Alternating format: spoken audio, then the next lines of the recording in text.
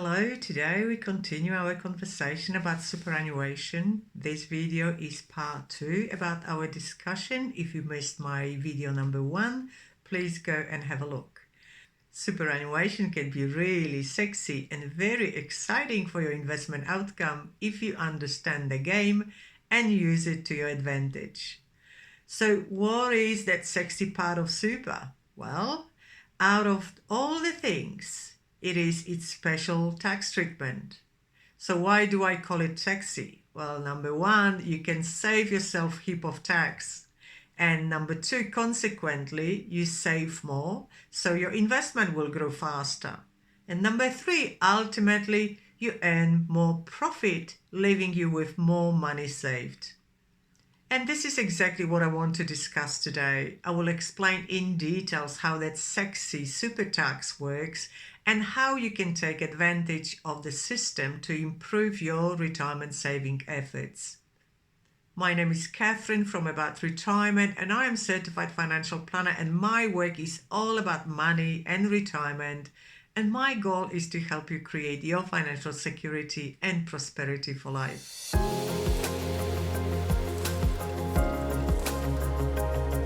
So let's start talking about that sexy part of superannuation, tax.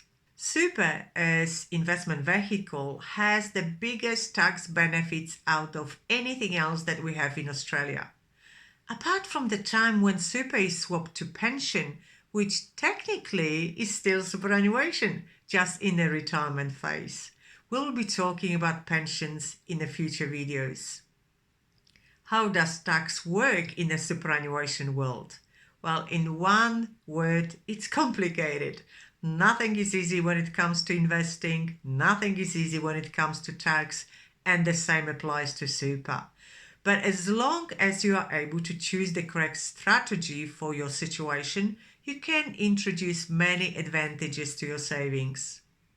Even though the tax is payable, it is concessional at the lower rate than in any other investment vehicle. And this is why super is so beneficial. There are 3 stages when you could pay tax. Number 1, on entry. Number 2, on earnings. And number 3, on exit. So let's have a look at number 1, entry to superannuation, called contribution tax. Tax is payable on some contributions but not on others. So to understand tax, first we need to understand types of super contributions. We can divide super contributions into 2 buckets. Bucket number 1, tax is payable. Bucket number 2, no tax is payable. Bucket number 1, tax payable on entry, so-called concessional contributions. And they include number 1, your employer contributions such as Super Guarantee or SG. I've explained SG in details in that video, so if you need a refresher, go and have a look. Number 2, salary sacrifice. A new video on salary sacrifice is coming, so subscribe to my channel to be notified when it is out. And number 3, any before tax contributions that you make for which you claim tax deduction. The limit for those contributions is called concessional contribution cap, which currently is $25,000 per annum. There are exceptions, but I will not be explaining them here, as this video is to introduce basics of superannuation contributions and tax. Concessional contributions are subject to tax at the rate of 15% up to concessional contribution cap. Bucket number 2, no contribution tax. So bucket number 2 includes non-concessional contributions or after-tax contributions, contributions for which you do not claim tax deduction, or contributions your spouse makes for you to your fund, so-called spouse contributions. The limit of non-concessional contribution is $100,000 a year. Again, there are exceptions, but I will not be discussing them here. And there is no tax payable on those types of contributions.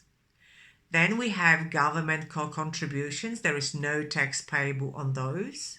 and rollovers from other super funds. There is no tax payable on rollovers, with exceptions of rolling over from untaxed funds. Those are old, very few around, usually from public sector funds for government employees. Let me know in the comments which of the two buckets is your preference to grow your super. So that was your entry tax. As you can see, tax really only applies to concessional contributions, and even that is paid only at the level of 15%. Now let's look at number 2, tax payable on super earnings. Yes, investment earnings inside superannuation are taxed at the maximum rate of 15%. However, if you hold investments within Australian shares with franked dividends, your fund might actually pay less than 15% tax on those earnings. Compare that with interest earned on your investments that are on your name. If you are on the highest marginal tax rate of 47%, obviously tax of 15% inside super is very beneficial. Capital gains tax is also very generous in super. If the investment is held for longer than 12 months, only 2/3 of the gain is taxed at the rate of 15%. However, once your super has been moved to the retirement phase, which is a pension fund, there is no tax payable on earnings, there is no tax payable on any income that you draw from your pension fund, and there is no capital gains tax. Government recognized that this is a little bit of tax heaven, so it decided to introduce a limit as to how much you can actually have in your pension by introducing a transfer balance cap. Current limit is $1.6 million. Thankfully, this is quite a substantial limit for most retirees. Is this information helpful? If yes, give this video a like and subscribe to my channel. I would really appreciate your support, while at the same time I will be able to continue creating more videos for you. And now number 3, tax on withdrawals. Tax on withdrawals is payable if, number 1, you want to access your super savings prior to turning age of 60, and it will depend if you reached your preservation age, whether you want to receive an income stream or a lump sum, or what type of components you have within your withdrawal. So generally, unless there is no other way, if there is tax to be paid, just wait until you meet your conditions of release to have your benefit tax-free. Number 2, once you meet conditions of release, for example retirement, all your super savings are tax-free and you can generally withdraw the total balance. But honestly, why would you withdraw money from the tax-free environment of your retirement pension and move money to the tax environment, for example, on your name? And number 3, unfortunately, there could be tax payable on your super or pension benefit if you pass away and it is paid to your beneficiaries as a death benefit. First of all, it depends who your beneficiary is. For example, if it is your partner, husband or wife, there is no tax paid. If your children, well, most likely yes, if they are no longer your financial dependents. So tax depends on who receives benefit, how it is paid, whether that's a lump sum or an income stream, and whether benefit contains taxable component. Death benefit is very complex and it is outside of the scope of this video. The bottom line is, no matter what type of investment you compare super with, it will always come at the front with very minimal tax on entry, very low ongoing on earnings, and basically no tax on your retirement benefit.